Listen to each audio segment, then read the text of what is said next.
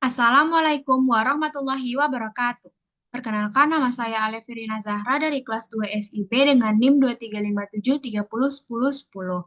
Pada pertemuan 4 dari mata kuliah visualisasi data ini, saya akan menjelaskan tentang pengenalan Power BI. Nah, sebelum kita lanjut, saya akan menjelaskan tentang apa itu Power BI terlebih dahulu.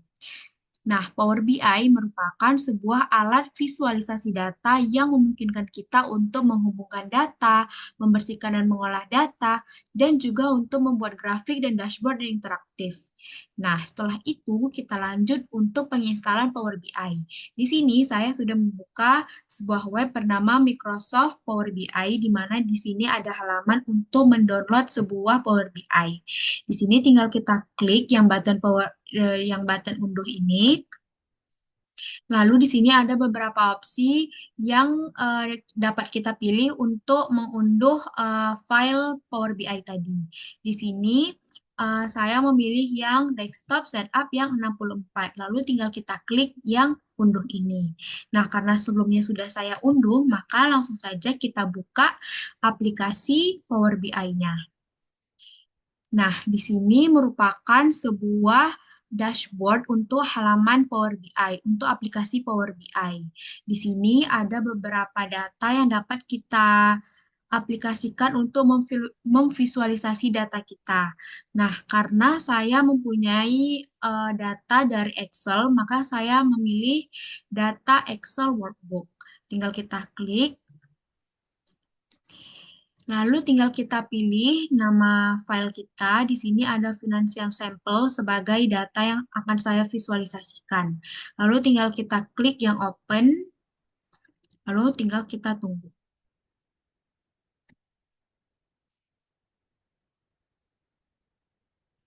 Nah, di sini ada beberapa opsi yang dapat kita pilih. Nah, opsi ini merupakan sheet yang ada di financial example. Di sini saya akan mengklik dua-duanya.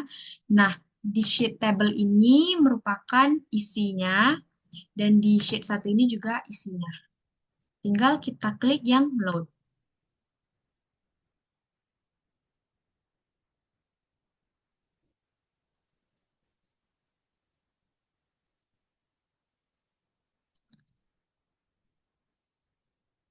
Sini dia akan loading untuk membaca data Excel kita.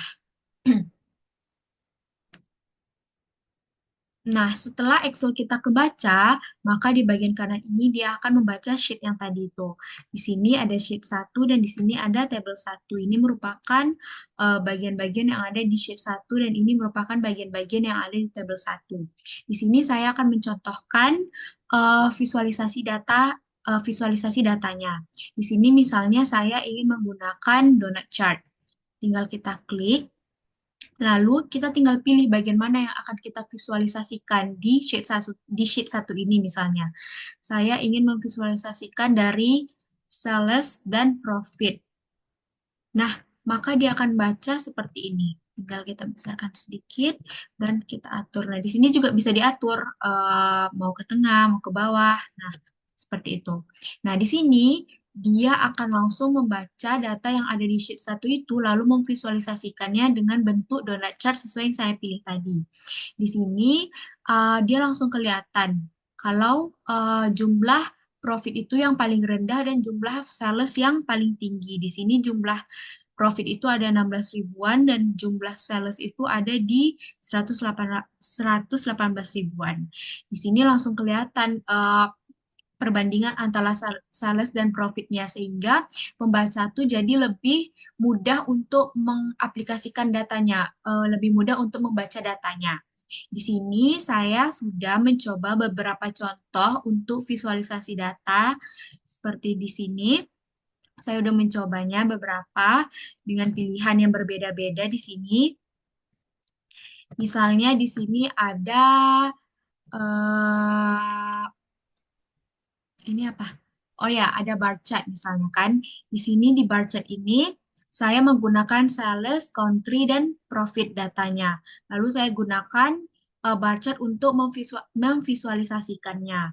Sehingga di bar chart ini dia berfungsi untuk mengetahui negara mana yang menghasilkan penjualan dan keuntungan terbesar. Nah, berarti di sini kebaca kalau profitnya itu ada di Meksiko dan salesnya itu yang terbesar. Berarti sales itu terbesar di Meksiko. Lalu di sini yang kedua ada saya gunakan pie chart untuk profit dan segmen. Di mana di sini dia itu berfungsi untuk mengetahui segmen pasar mana yang paling menguntungkan. Berarti dengan membaca grafik ini berarti segmen pasar yang paling menguntungkan itu ada di government. Lalu di sini saya ada menggunakan line chart. Nah, di line chart ini maaf, ini kolom chart.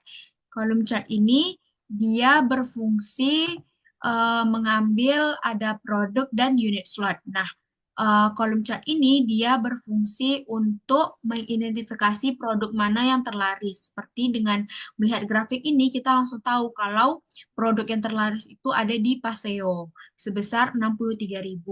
Sedangkan Montana ada di posisi kedua dan yang di posisi terakhir ada di posisi VTT. Nah, lalu di sini ada saya gunakan slicer. Nah, di mana slicer ini dia itu berfungsi untuk memungkinkan pengguna melihat data berdasarkan filter tertentu sesuai yang dia pilih filter tertentunya tuh. Di sini di slicer ini saya menggunakan country, segment, dan year.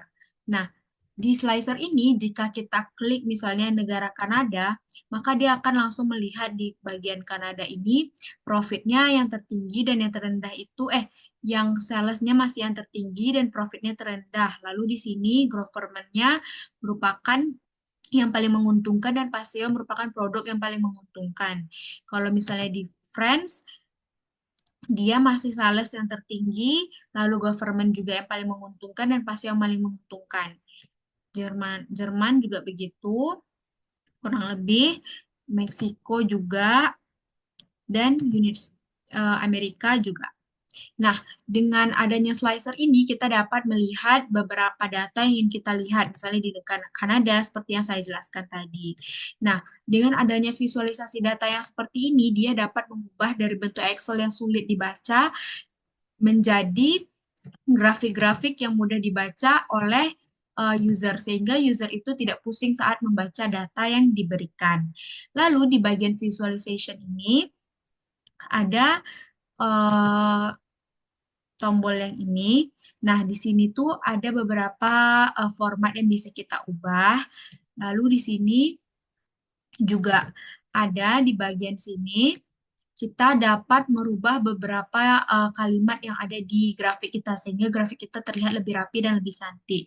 Di sini kita klik yang general, di sini ada yang title, kita on-kan dulu. Kalau kita off-kan dia langsung hilang kan. Nah, maka kita on-kan dulu. Lalu di sini ada teks untuk judul dari title kolom chat kita. Misalnya kita di sini ubah jadi kolom chart. Nah, maka dia akan tampil teksnya. Di sini juga bisa kita ubah-ubah, bisa kita boldkan, bisa kita miringkan, bisa kita garis bawahi juga, lalu bisa kita ubah warnanya. Nah, kita bisa ubah seperti di atas. Nah, lalu di sini juga ada properti, ini untuk tinggi, untuk width-nya juga. Lalu di sini ada efek, ada shadows untuk menambahkan shadows-nya. Lalu di sini ada data format, header, tool, dan alt text-nya. Nah, mungkin sekian saja penjelasan tentang Power BI dari saya. Jika ada salah mohon dimaafkan. Wassalamualaikum warahmatullahi wabarakatuh.